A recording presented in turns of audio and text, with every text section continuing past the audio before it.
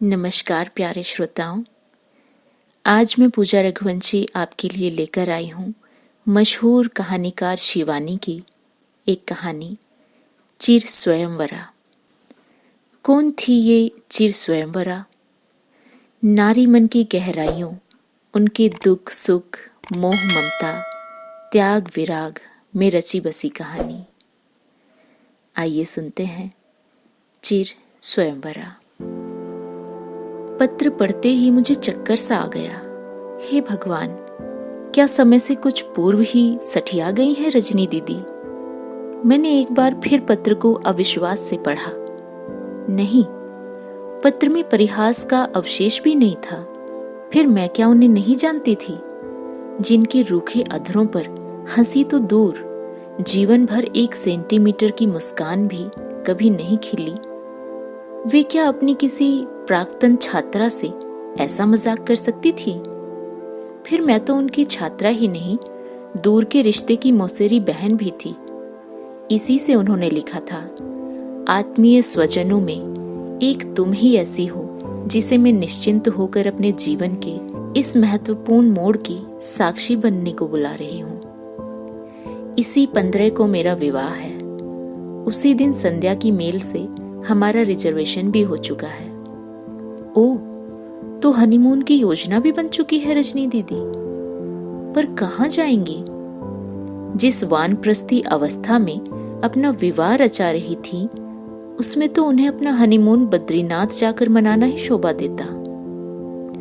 जीवन में पहली बार ऐसे विचित्र विवाह का निमंत्रण मिला था। इसी से समझ में नहीं आ रहा था कि जाऊं या नहीं।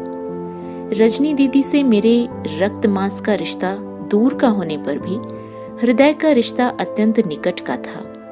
उनकी सौम्यता, शांत स्वभाव, समय से कुछ पूर्व ही पक गए सफेद बालों की गरिमा, रुचि से पहनी गई साड़ी और उनका पांडित्य मुझे बचपन से ही प्रभावित करता आया था। मेरे कैशोर्य और यौवनावस्था की शायद ही कोई ऐसी समस्या रही होगी जिसका उन्होंने अपनी स्निग्ध सुलझी हंसी मात्र से ही समाधान न कर दिया हो। किंतु आज वही अनुकरणीय व्यक्तित्व स्वयं मेरे सम्मुख एक दुरूह पहेली बनकर खड़ा था। ऐसा तुमने क्यों किया रजनी दीदी? लोग क्या कहेंगे? दूर दूर तक वट वृक्ष की जड़ों सी फैली तुम्हारी छात्र मंडली, जिसकी दृष्टि में तुम्हारा अक्षत कौमार्य ही तुम्हारे सफेद बालों पर धरा जगमगाता बहुमूल्य राजमुकुट था, क्या कहेगी ये सुनकर? न जाने कितने ही अनकहे उपालंभों की तरंगे मेरे अशांत चित्त की कगार पर टकरा टकरा कर मुझे विचलित कर उठी। रजनी दीदी ने मुझे निमंत्रण ही नहीं भेजा, श्रृंगार प्रसाधन सामग्री की एक पूरी लिस्ट भी नत्थी कर दी थी। यह सब सामान तुम्हें अमीनाबाद में मिल जाएगा। वही लाटूश रोड वाली सड़क पर जरीदार जयपुरी नागरा की एक छोटी सी दुकान है। बेहद प्यारी कामदार जूतियां उनके शोकेस में सजी रहती हैं। उन्हीं में से छांटकर एक जोड़ी लेते आना। मैंने लिस्ट देखी। आलता की शीशी, मांग में भरने का कलकतिया सिंदूर, काली सुनहली कामदार सुहाग की चूड़ियां, लाल नागरा और अबीरी रंग की बनारसी क्रेप सिल्क की साड़ी। मेरे हाथ की लिस्ट सहसा मेरे कल्पना लोक में फड़फड़ाकर पतंग सी उड़ती दर्पण के सम्मुख बैठी रजनी दीदी को सजाने लगी। सफेद बालों के ऊंचे जूड़े पर प्रयत्न से टिकाया गया अबीरी बनारसी आंचल, गठिया से टेढ़ी पड़ गई उंगलियों पर जवा आलता की नाखूनी धारी, लाल नागरा और सन से सफेद बालों के बीच मांग पर बिखरी कलकतिया सिंदूर की गाढ़ी रेखा, बर्फ से ढकी त्रिशूल की चोटी पर जैसे लाल लाल वुरुंश बिखरे हों। व्यंग्य से स्वयं ही मेरे होंठ टेढ़े हो गए। जब मेरा विवाह हुआ तभी 28 वर्ष की रजनी दीदी 40 की लगने लगी थी। प्राध्यापिका के शुष्क जीवन ने उन्हीं दिनों कपोलों की लालिमा को झाड़ू लेकर बुहारना आरंभ कर दिया था।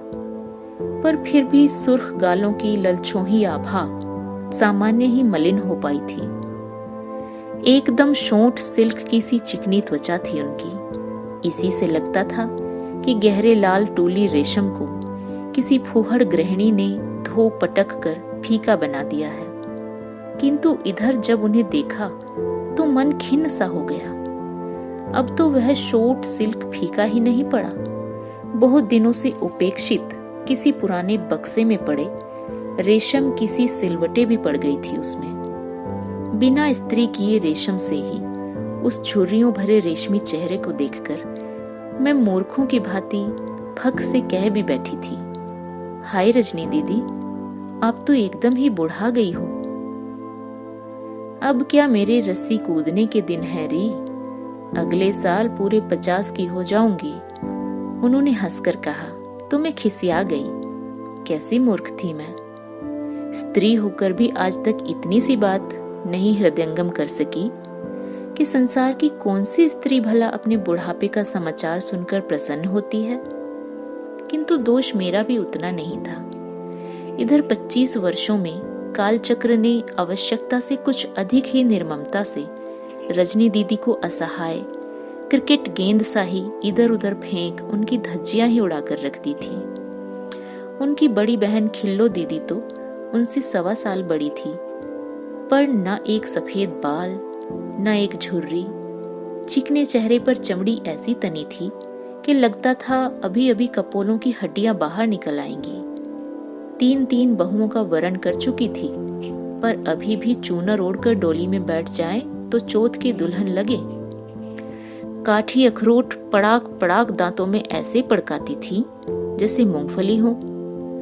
वहीं पर हमारी रजनी दीदी पिछली बार आई तो भुट्टा खाने को तरस गई। दांत ऐसे हो गए थे कि तेज हवा का झोंका भी उन्हें इधर उधर हिलाने लगा था। जब पिछली बार वे लखनऊ आई तो मैंने ही जिद करके अपने दांत विशेषज्ञ से उन्हें नया डेंचर बनवा दिया था।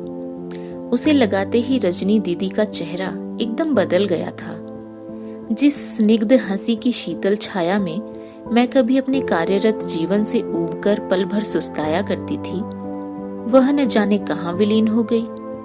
यही नहीं, उनका उच्चारण, चेहरे की गढ़न और कंठ स्वर भी न जाने कैसा नकली नकली सा लगने लगा था। मुझे तो आज भी यही लगता है कि उस दिन यदि मैंने उन्हें वह नकली बत्तीसी ना दिलवाई होती तो शायद आज उनका इतना बड़ा सर्वनाश नहीं हुआ होता।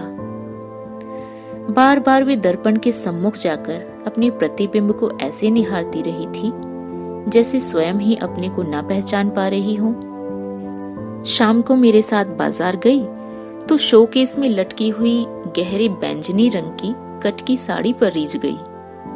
दूसरे दिन पहनकर मुझे दिखाने आई तो मैं प्रशंसा करना भी भूल गई। सदा श्वेत परिधान धारण करने वाली रजनी दीदी की वह भड़कीली साड़ी मुझे असमय वसंतागमन किसी बेतुकी लगी थी। फिर भुआली जाते ही उनकी चिट्ठी आई कि मैं उन्हें 2 तोले के वैसे ही जड़ाऊ कामदार झुमके बनवाकर शीघ्र भेज दूं, जैसे मैंने अपनी लड़की को विवाह में दिए थे। अपनी किसी छात्रा के विवाह में उन्हें देने थे। झुमके बनवाकर मैं भेज भी न पाई थी कि 2 भारी पोचमपल्ली साड़ियों का ऑर्डर आ गया, एक नारंगी एक मजेंटा। फिर तो उन्होंने दूल्हे को छोड़कर सब कुछ ही मुझसे मंगवा लिया था। स्नेक स्किन का पर्स, मैचिंग चप्पल, फाइबर के 1 से 2 जुड़वा सूटकेस, मर्दाना नाइट सूट, रेडीमेड कमीजें, लेस लगी नाइटी और हर ऑर्डर के साथ एक खिसियाई पंक्ति की कैफियत अवश्य रहती। मेरी फला छात्रा का विवाह है, मेरी फला कलीग की पुत्री विदेश जा रही है, आदि आदि। तब मैं क्या जानती थी कि रजनी दीदी की सौभाग्यशाली छात्रा स्वयं रजनी दीदी ही हैं।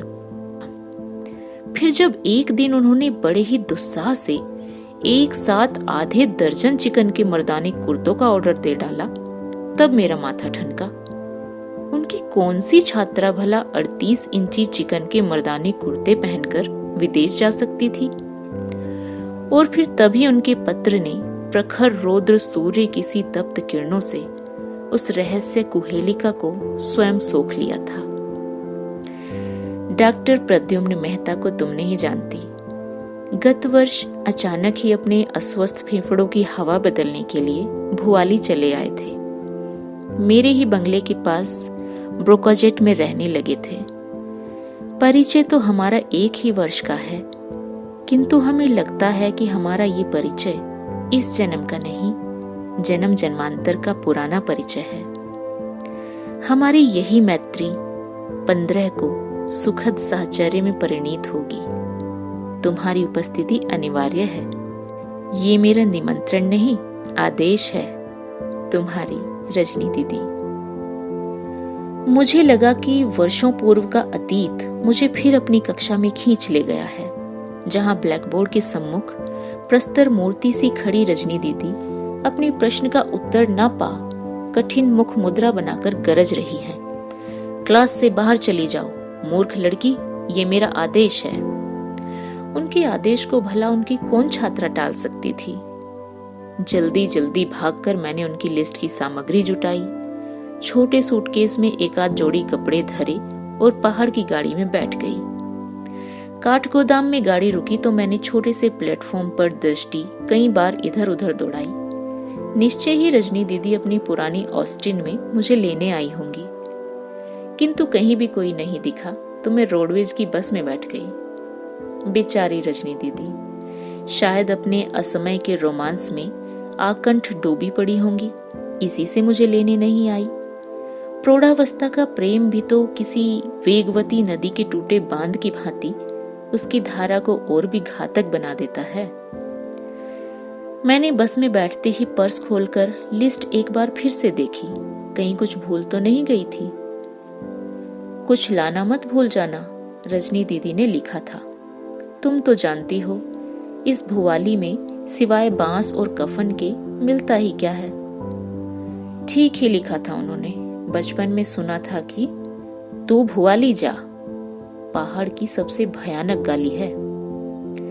तब भुआली नैनीताल और उसके आसपास के ग्रामों का एकमात्र शमशान था, और फिर कुछ वर्ष पूर्व वहां का सेनेटोरियम ही क्या किसी महाशमशान से कुछ कम भयावह था। धीरे धीरे चढ़ाई पर हाँफती मेरी बस भुआली की गीली सड़कें पार करके रजनी दीदी के बंगले से कुछ दूर आकर खड़ी हो गई। एक छोकरे को सूटकेस थमाकर मैं चलने लगी। बंगले में पहुंची तो कहीं भी कोई नहीं दिखा। सूटकेस बरामदे में रखा, पैसे देकर मैंने कुली को विदा किया और उस अस्वाभाविक स्तब्धता से सहम कर इधर उधर देखने लगी। रजनी दीदी कभी नौकर नहीं रखती, ये मैं जानती थी। वे स्वयं स्वभाव से इतनी सुघड़ थी कि कोई भी नौकर या नौकरानी उनकी परमार्जित रुचि के चौकटे में ठीक नहीं बैठ सकता था। उनका बंगला हमेशा छक छक उजला चमकता रहता। चाय बनाकर लाती तो एकदम साहबी कायदे से ट्रे लगाती। स्वच्छ प्याले, चमकती चम्मचें, बॉनेट बंधी गुड़िया सी टीकोजी और ट्रेटिंग का लेस लगा ट्रे क्लॉथ। बहुत वर्षों तक ग्रोवर साहब की विधवा मेम के साथ बंगला लेकर रजनी दीदी रही थी। इसी से उनके एक एक साहबी संस्कार भी उन्होंने बड़ी स्वाभाविकता से कुटक लिए थे। केक बनाती तो ऐसा हल्का जैसे कपास का फूल। उनकी रसोई की स्वच्छता में वैसी ही अस्वाभाविकता का पुट अवश्य रहता जैसा अधिकांश कुंवारी प्रौढ़ाओं की रसोई में रहता है। फिर भी पाक कला में वे किसी भी अनुभवी पटु गृहिणी को चारों खाने चित कर सकती थी। 1-2 बार नौकर रखकर वे देख चुकी थी। उसी झाड़न से नाक पोंछते हैं और उसी से थाली। मुझसे तो भाई जानबूझकर मक्खी नहीं निगली जाती, वे कहती थी। बरामदा आज भी किसी राजभवन की बरसाती हिस्सा दप दप उजला पड़ा था। इसी काट के बरामदे में अपनी पुरानी खंडज सी मशीन पर रजनी दीदी ने मेरे न जाने कितने फ्रॉक सिले थे और कितने स्कर्ट। फिर इसी बरामदे में उन्होंने मुझे पहली बार साड़ी बांधना सिखाया था और इसी प्राचीन गमले की टाइगर लिली तोड़कर अपनी चोटी में लगाने पर उनकी दुबली हथेली का करारा चाटा खाया था। पूरे 30 वर्षों बाद आज मैं उसी बरामदे में उनकी सुहाग पिटारी लिए खड़ी थी। भीतर एकदम घुस जाना क्या उचित होगा? हो सकता है उनका भावी सहचर भी भीतर ही बैठा हो। रजनी दीदी, भीतर आ जाऊं? मैंने डर डर कर पूछा। कौन? भीतर से उनका क्षीण कंठ स्वर दूर किसी मसान घाट से गूंजता बड़ी मनहूसी से पूरे बरामदे में प्रतिध्वनित हो उठा। मैं हूं रजनी दी, आ जाऊं? मैंने एक कदम उठाकर देहरी पर धर दिया। अरे हाँ हाँ, आ जाओ। पर क्या तुम्हें मेरा तार नहीं मिला? आराम कुर्सी में मुर्दे सी पसरी रजनी दीदी को देखकर मैं उनके प्रश्न का उत्तर भी नहीं दे पाई। वे क्या रजनी दीदी ही थी? रंगे काले केश, किंतु पिचके कपोल, नीचे लेट रहा आंचल और धसी आंखें। चतुरा रजनी दीदी शायद मेरे हृदय के भाव भांप गई थी। बैठो। उन्होंने हाथ बढ़ाकर कुर्सी खींची तो मुझे लगा वह बांह किसी जीवित मानवी की नहीं, निष्प्राण शव की लटकी बांह है। तब तक मैंने अपने आप को संभाल लिया था। सूटकेस नीचे रख मैंने हंसकर कुर्सी उनके और निकट खिसका ली। मैं आपका सब सामान ले आई हूँ रजनी दीदी, पर यह तो बताइए हमारे जीजा साहब हैं कौन? मैंने बड़े ही स्वाभाविक स्वर में सामान्य रसिकता लाने की चेष्टा की। कोई नहीं। मेरे सम्मुख बैठी 50 वर्ष की रजनी दीदी जैसे मुख में तुलसी दल लिए मृत्यु शैया पर दम तोड़ रही 80 वर्ष की जरा जीर्ण वृद्धा दादी माँ बन गई थी। कुछ ही पलों में असंख्य झुर्रियों ने उनके करुण चेहरे को और भी दयनीय बना दिया था। कोई नहीं। मैं बौखला गई और चाहने पर भी अपने स्वर की तिक्तता को नहीं छिपा पाई। मैं अपनी गृहस्थी की 20 उलझने छोड़ गिरती पड़ती भागी आई और आप इतना बड़ा मजाक कर गई। मैंने मजाक न तब किया था बहन, न अब कर रही हूं। हंसने की चेष्टा में उनके होंठ कांप कर रह गए। विवाह तब था और अब नहीं। मतलब मेरा क्रोध अब सचमुच ही मेरे व्यवहार को अभद्र बना रहा था। रजनी दीदी फिर हंसी और इस बार उनके पपोले मुंह की दंतहीन शिशु की सी हंसी एकदम निष्पाप थी। सच कह रही हूं, अनजाने में ठोकर खाकर गिर रही थी तुम सबकी रजनी दीदी। विधाता ने बांह पकड़कर उबार लिया। प्रेम ने मुझे अंधी बना दिया था बच्ची। वह अब उत्तेजित होकर बैठी तो टूटी टहनियों से उनके झुके कंधे शिथिल होकर बुरी तरह झुक गए। प्रद्युम्न मुझसे बहुत छोटा था, फिर भी जब उसने एक दिन मुझसे कहा कि वह मुझसे प्रेम करता है तो पहले मुझे विश्वास नहीं हुआ, किंतु फिर धीरे धीरे उसकी मुग्ध दृष्टि, रसपगे 7-7 पृष्ठों के प्रेम पत्र और उसके अक्षत पौरुष की विजया का मद मेरी रग रग में व्याप गया। मेरा अनूठा प्रेमी मुझे एक बार फिर यौवन के उस विस्तृत प्रासाद में खींच ले गया, जहां वर्षों तक रहने पर भी मैं अंधी बनी उसके एक से एक मनोहर कक्ष गवाक्ष आज तक देख ही नहीं पाई थी। कितनी सुंदर है तुम्हारी दंत पंक्ति, वो कहा करता था। तुम्हारा चेहरा ना भी देखता, पर यदि सिर्फ तुम्हारे दांत ही देखता तब भी मैं तुम्हारे चरणों का दास बन जाता रजनी। और मैं उस तृषार्थ पथिक को अपने सौंदर्य की खोखली मरीचिका में भटकने को छोड़ देती। फिर वह मेरी काली केश राशि की प्रशंसा के पुल बांध कर रख देता। एकदम बंगाल की सुंदरियों की सी सुच्चिकन केश राशि है तुम्हारी, और मैं अपने बालों की सुगंधपूर्ण कालीमा का रहस्य अपनी तक ही सीमित रख मुस्कुराती रहती। उफ, हम स्त्रियां कभी कभी स्थान काल की महिमा भुलाकर अपने ही हाथों से अपना कितना बड़ा सर्वनाश कर लेती हैं। मैं उसे ही नहीं, स्वयं अपने को भी छलने लगी। तुम तो जानती हो मैं कभी झूठ नहीं बोलती थी। अपनी छात्राओं को मैंने अपने इसी सत्य भाषण के अनुशासन चाबुक से साधा था। वही चाबुक अब मेरे नवीन प्रेम ने मुझसे छीनकर दूर पटक दिया था। और फिर एक दिन हमने निश्चय किया कि हम दोनों एक दूसरे के बिना नहीं रह सकते। विवाह की तिथि निश्चय कर मैंने तुम्हें ही सबसे पहले लिखा था। लिखती भी और किसे? खिल्लो को लिखती तो शायद वो हवाई जहाज से यहाँ आकर हम दोनों को गोली से उड़ा देती। सहसा रजनी दीदी का स्वर चुप्पी में डूब गया, जैसे कठिन मधुमेह का कोई रोगी फिर से कोमा में डूब गया हो। फिर मैं अधैर्य से उन्हें अपने प्रश्न की सुइयां चुभोती फिर चैतन्यावस्था में खींचने लगी। उस दिन इतवार था। रजनी दी ने अपनी दोनों पतली बाहें गोद में धर ली थी। हमने भीमताल की झील में बोटिंग का प्रोग्राम बनाया। दिन भर तो वहां आजकल टूरिस्ट टूटे रहते हैं। संध्या 5 बजे तुम्हें लेने अपनी कार में आऊंगा, वो कह गया था।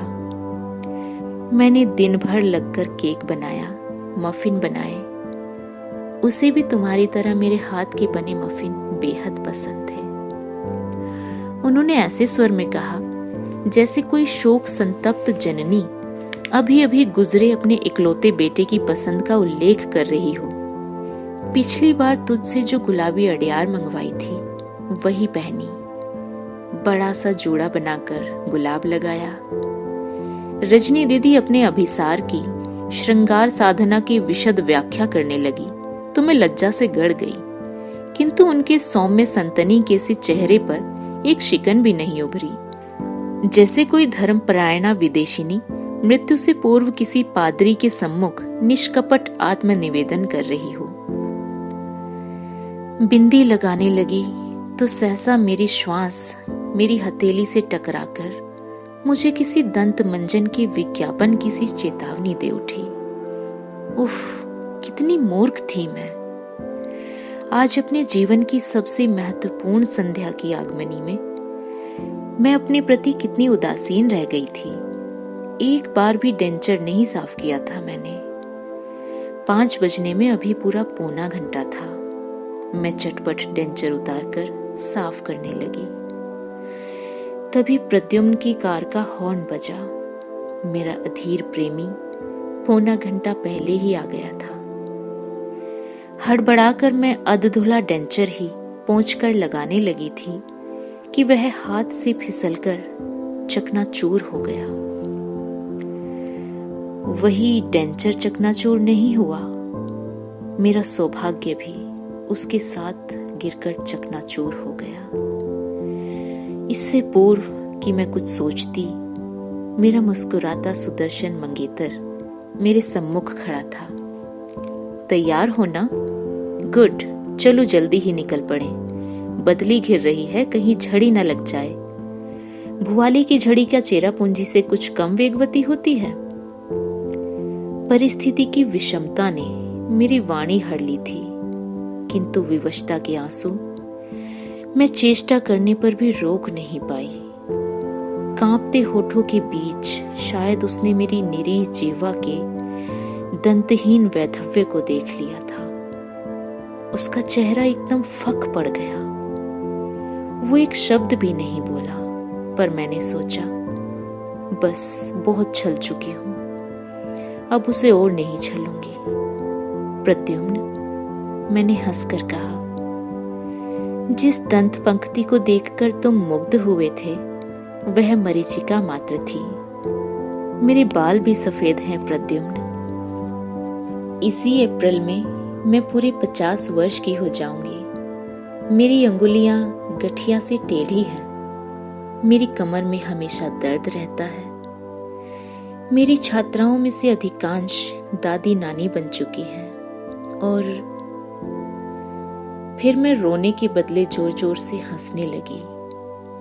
जितनी ही बार प्रद्युम्न के हतप्रभ चेहरे को देखती, उतनी ही बार एक नई हिस्टेरिकल हंसी का दौरा मुझे दोहरी कर देता। चेष्टा करने पर भी मैं अपनी हंसी नहीं रोक पा रही थी। जीवन में कितनी ही बार मैंने अपनी षोडशी छात्राओं को इसी हिस्टेरिया से चांटे मार मार कर मुक्त किया है, किंतु उस दिन मैं स्वयं असहाय बनी हंसे जा रही थी। आंखों से आंसू बहने लगे, पेट में बल पड़ गए, और जब मैं उस पागलपन के दौरे से अधमरी होकर चैतन्य हुई तो देखा मैं कमरे में अकेली हूं। वो जा चुका था। अपनी विचित्र रोमांस की करुण कहानी सुनाकर रजनी दीदी एकदम निढाल होकर फिर से आराम कुर्सी में पसर गई। उनकी आंखें बंद थी और ललाट पर पसीना झलकने लगा था। आखिरी बस कितने बजे जाती है रजनी दीदी? मैंने डर डर कर पूछा। न जाने कैसा भूतहा बंगला लगने लगा था वो मुझे। उनकी नित्य की संवरी गृहस्थी में जैसे शत सहस्त्र मक्खियां भिनभिनाने लगी थी। बिना लगा बिस्तर, पूरे कमरे में फैले फटे प्रेम पत्र और आराम कुर्सी पर मुर्दा सी पड़ी स्वयं गृह स्वामिनी। उलझी जटाएं, धसी आंखें और दंतहीन मुख। क्या पता फिर उन्हें अपनी उन्मत्त हंसी का दौरा पड़ जाए। रजनी दीदी, सोचती हूँ आज ही चली जाऊं। आखिरी बस क्या चली गई होगी? मैंने पूछा, और उन्होंने अपनी गंजेड़ी की सी लाल लाल आंखों से मुझे घूरा तो कलेजा हिम हो गया। निश्चय ही अब वे फिर हों करके हंसने लगेंगी। 5 बजे, उन्होंने क्लांत स्वर में कहा। 4:45 बजे चलने पर भी तुम बस पकड़ सकती हो। 2 कदम पर तो बस स्टैंड है। मुझे लगा जैसे वे कह रही हो, इसी बस से चली जाओ तुम, मुझे अकेली छोड़ दो, एकदम अकेली रहना चाहती हूं मैं। फिर उन्होंने बिना किसी संकोच के अपना पर्स खोला, एक शीशी निकालकर 2 गोलियां खाई और गुड़ी मुड़ी बने बिस्तर में अलसाई बिल्ली सी घुटने मोड़कर लेट गई। नींद की गोली खाए बिना आजकल मुझे नींद नहीं आती। जा रही हो क्या? उनका अटपटा प्रश्न उनकी अस्वाभाविक नींद में डूबने लगा था। मैं हाथ में सूटकेस लटकाए चली तो वे गहरी नींद में डूब चुकी थी। फिर मैं उस निद्रा मग्न चिर स्वयंवरा की सुहाग पिटारी साथ लिए चुपचाप बाहर निकल आई। कहानी सुनने के लिए धन्यवाद श्रोताओं।